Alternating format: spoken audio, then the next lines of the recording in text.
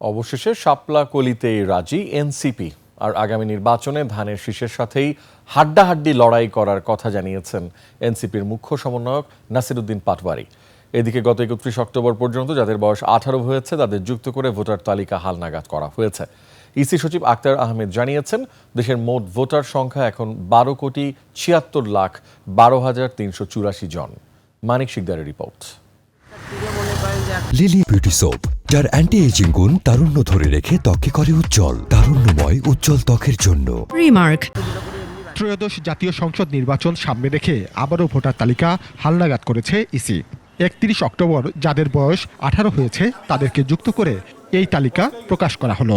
বাংলাদেশের ভোটারের সংখ্যা হচ্ছে 12,76,12,384। চূড়ান্ত ভোটার তালিকায় আরও কিছু পরিবর্তন আসবে। ইসি সচিব আরও বলেন, দ্রুত দল নিবন্ধন প্রক্রিয়া চূড়ান্ত হবে। এছাড়া প্রবাসীদের ভোটার তালিকা প্রণয়নের কাজও চলছে। অ্যাপের মাধ্যমে যে নিবন্ধনের প্রক্রিয়াটা, এই অ্যাপটা এখনও পর্যন্ত লঞ্চ হয়নি, এটা ট্রায়াল ফেজে আছে। আমাদের চেষ্টা যে আগামী 16ই নভেম্বর যেন আমরা এটাকে লঞ্চ করতে পারি। এর আগে এনসিপি মুখ্য সমন্বয়ক নাসিরুদ্দিন পাটোয়ারির নেতৃত্বে 3 সদস্যের প্রতিনিধি দল প্রধান নির্বাচন কমিশনারের সাথে সাক্ষাৎ করেন।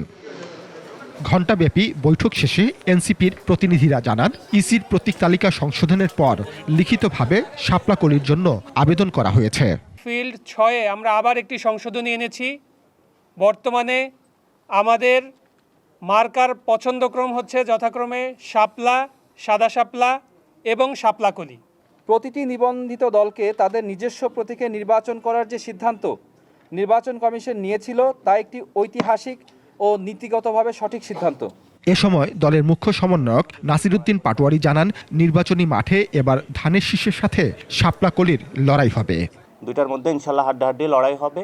বাংলাদেশে একটি দল একদলীয় গণতন্ত্রের নামে একদলীয় শাসন ব্যবস্থা করার প্রচেষ্টা চালাচ্ছে এবং সেই প্রচেষ্টার অংশ হিসাবে তারা ইতিমধ্যেই বিভিন্ন দলকে নিজেদের প্রতীক বিক্রি করার জন্য, নমিনেশন বাণিজ্য করার জন্যই তারা ইলেকশন কমিশন সংস্কারের নীতিমালা নিয়ে যে উদ্যোগটা নিয়েছে, সে উদ্যোগের বিপরীতে গিয়ে সরকারের সাথে বিভিন্ন নেগোসিয়েশন, বোঝাপড়ার আন্ডারস্ট্যান্ডিংয়ের ভিত্তিতে যাচ্ছে। গণভোট নিয়ে জামাত বিএনপিকে পরস্পর বিরোধী অবস্থান থেকে সরে আসার আহ্বানও জানান এই এনসিপি নেতা।